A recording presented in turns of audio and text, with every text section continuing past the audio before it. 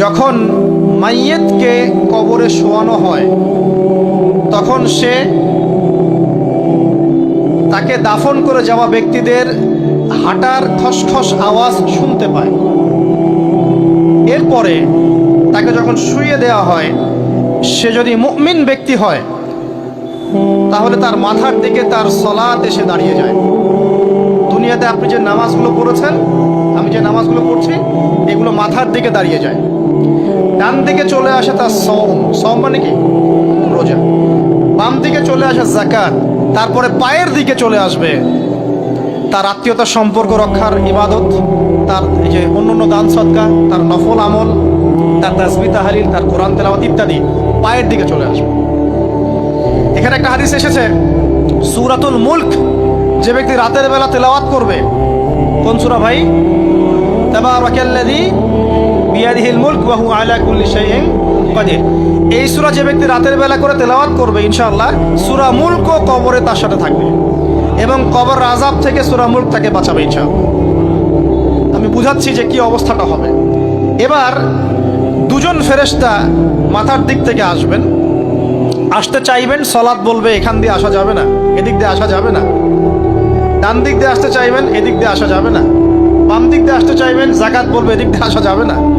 পায়ের দিক দিয়ে আসতে চাইবেন, আমলগুলো বলবে এদিক দিয়ে আসা যাবে না। তারপরেও তারা আসবেন, চোখগুলো হবে নীল এবং কালো বর্ণের, নীলাপ চোখের, কালো। মুনকার নাকি? উঠে বসিয়ে দেওয়া হবে। এবার তিনটা প্রশ্ন। প্রথমে প্রশ্ন হচ্ছে কি, মান রব, তোমার রবকে? তখন মুমিন বান্দা বুক ফুলিয়ে বলবে রব্বি আল্লাহ, আমার রবকে আল্লাহ। পৃথিবীতে যে ব্যক্তি আল্লাহর সাথে শিরিক করে নাই, আল্লাহর তাওহীদের উপর থেকেছে এবং তার উপরে মৃত্যুবরণ করেছে, ইনশাআল্লাহ সে ব্যক্তি এর উত্তর নির্দ্বিধায় দিতে পারবে ইনশাআল্লাহ। আর দুনিয়াতে যে বা যারাই আল্লাহর সাথে শিরিক করবে, আল্লাহর সাথে শিরকের পাপে লিপ্ত হবে, ওই অবস্থায় মারা যাবে, তাওহীদের উপর থাকবে না, কোশ্চিন কালেও মান রব্বুক উত্তর দিতে পারবে না। তারপরে প্রশ্ন হয়ে যাবে মা দীনুক, তোমার দিন কি ছিল?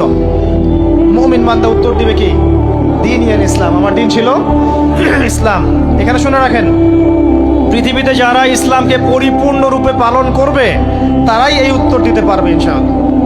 যারা ইসলামকে ঠাট্টা বিদ্রুপের হাসি তামাশার পাত্র বানিয়েছে, মন চাইলে কিছু করি, মন চাইলে কিছু করি না, সহজগুলো একটু আমল করি, বাকি কিছুর আমল ধারি না, হ্যাঁ, নামাজ পড়ি, সুদ ছাড়তে পারি না, ঠিক আছে, বছর বছর ওমরা করি, এদিকে ঘুষ দুর্নীতি ছাড়তে পারি না, ইসলামকে ঠাট্টা তামাশার পাত্র বানিয়েছে, এরা কোশ্চিন কালে উত্তর দিতে পারবে না মা দীনুক। দিনে পরিপূর্ণরূপে ইসলামে প্রবেশ করতে বলেছেন আল্লাহ রাব্বুল আলামিন।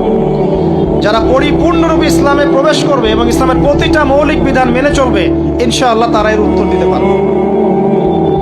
এরপরে আসবে তৃতীয় প্রশ্ন। নবী সাল্লাল্লাহু আলাইহি ওয়াসাল্লামকে দেখানো হবে। যখন দেখানো হবে তখন সূর্য যখন ডুবে যায়, যে দৃশ্যটা আমরা দেখতে পারি না, ওই দৃশ্যটা ভেসে উঠবে এবং মুমিন বান্দা অস্থির হয়ে যাবে, বলবে আমাকে ছেড়ে দাও, আমি নামাজ পড়বো। সুবহানাল্লাহ। তার কারণ তার কাছে মনে হবে যে আসরের ওয়াক্ত হয়ে গেছে, আসরের ওয়াক্ত হয়ে গেছে, আসরের ওয়াক্ত চলে যাচ্ছে, আমাকে নামাজ পড়তে হবে। চিন্তা করেছেন? ওই যে একটা হাদিস আছে না, যে 7 শ্রেণীর মানুষকে আল্লাহ রাব্বুল আলামিন আরশের ছায়া দিবেন। তার মধ্যে এক শ্রেণীর মানুষকে, যার অন্তর মসজিদের সাথে ঝুলে থাকে, তার মন মসজিদের সাথে ঝুলে ছিল, এই সূর্য ডুবে গেল বলে আমাকে ছেড়ে দাও, আমি নামাজ পড়তে যাব। তখন ফেরেশতারা বলবেন তোমাকে নামাজ পড়তে দেয়া হবে, তবে তার আগে তুমি এর উত্তর দাও। কি উত্তর? এই ব্যক্তির দিকে তাকাও। তখন নবী সাল্লাল্লাহু আলাইহি ওয়াসাল্লামকে দেখানো হবে, সাল্লাল্লাহু আলাইহি ওয়াসাল্লাম দরুদ পড়বেন। বলা হবে যে এই ব্যক্তির সম্পর্কে তোমার কি ধারণা? মান হাযা রাজুলু বুইসা ফীকুম, এই ব্যক্তি কে, যাকে তোমাদের কাছে পাঠানো হয়েছিল? মুমিন ব্যক্তি নির্দ্বিধায় বলে দিবে যে তিনি হচ্ছেন আমার নবী মুহাম্মদুর রাসূলুল্লাহ সাল্লাল্লাহু আলাইহি ওয়াসাল্লাম। দেখুন, পৃথিবীতে যে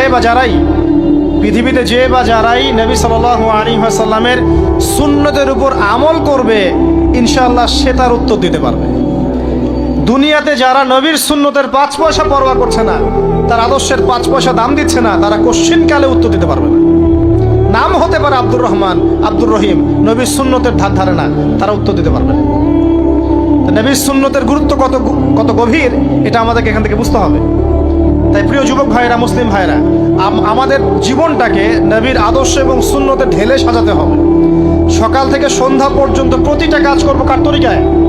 রাসূলের তরিকা। নামাজ পড়বো তার তরিকায়, রোজা, সিয়াম, হজ, জাকাত, আমল, মুআমালাত, আখলাক সব কার তরিকায়?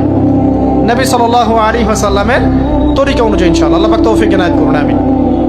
এবার ফেরেশতা দুজন জিজ্ঞাসা করবেন অবাক হয়ে যে তুমি কিভাবে এটা জানলে? তুমি কিভাবে এই তিনটা প্রশ্নের উত্তর দিতে পারলে? কারণ বেশিরভাগ মানুষ তো উত্তর দিতে পারবে না, বেশিরভাগ মানুষই এই উত্তর দিতে পারবে না। কারণ কিয়ামতের মাঠে 1999 জন মানুষ জাহান্নামে যাবে। নাউজুবিল্লাহ। তো এটা কঠিন পরীক্ষা। আল্লাহ রাসূল সাল্লাল্লাহু আলাইহি ওয়াসাল্লাম বলেছেন যে নিশ্চয়ই তোমাদেরকে এখানে পরীক্ষায় ফেলা হবে, আর তোমরা যদি এই পরীক্ষা জেনে তোমাদের মৃতদেরকে দাফন করা থেকে বিরত না থাকতে, তাহলে আমি তোমাদেরকে শুনিয়ে দিতাম কবরে কেমন পরীক্ষা হয়। মানে যদি আমরা শুনতে পারতাম যে কবরে কেমন পরীক্ষা হয়, আমরা ভয়ে আমাদের মৃতদেরকে দাফন পর্যন্ত করতাম না। এটা নবীজি বলছেন সাল্লাল্লাহু আলাইহি ওয়াসাল্লাম। তাকে জিজ্ঞাসা করা হবে যে তুমি কিভাবে জানলে এটা? বেশিরভাগ মানুষ তো পারে না উত্তর দিতে। তখন সেই ব্যক্তি বলে বসবে, সেই ব্যক্তি বলবে যে করাতু কিতাব আল্লাহ, আমি আল্লাহর কিতাব এই কোরআন পড়েছি। মুমিন বলবে আমি আল্লাহর কোরআন পড়েছি, ফাআমানতু বিহি, আমি এর উপর ঈমান এনেছিলাম, ওয়া সাদ্দাকতু, এবং সত্যায়ন করেছিলাম। সুবহানাল্লাহ। অতএব দুনিয়াতে যারা দিনের জ্ঞান অর্জন করছে না, কোরআন পড়ছে না, হাদিস পড়ছে না, পড়াশোনার চেষ্টা করছে না, জানার চেষ্টা করছে না, কবরে পার পাওয়া ডিফিকাল্ট আছে। এটা একটা অন্যতম প্রশ্ন। আমরা কিন্তু মনে করি তিনটা প্রশ্ন হচ্ছে, আসলে প্রশ্ন হচ্ছে কয়টা? 4টা। তিনটার পরে আরো একটা এক্সট্রা। কিভাবে জানলে? তখন উত্তর দিচ্ছে আমি আল্লাহর কিতাব পড়েছি, ঈমান এনেছি, সত্য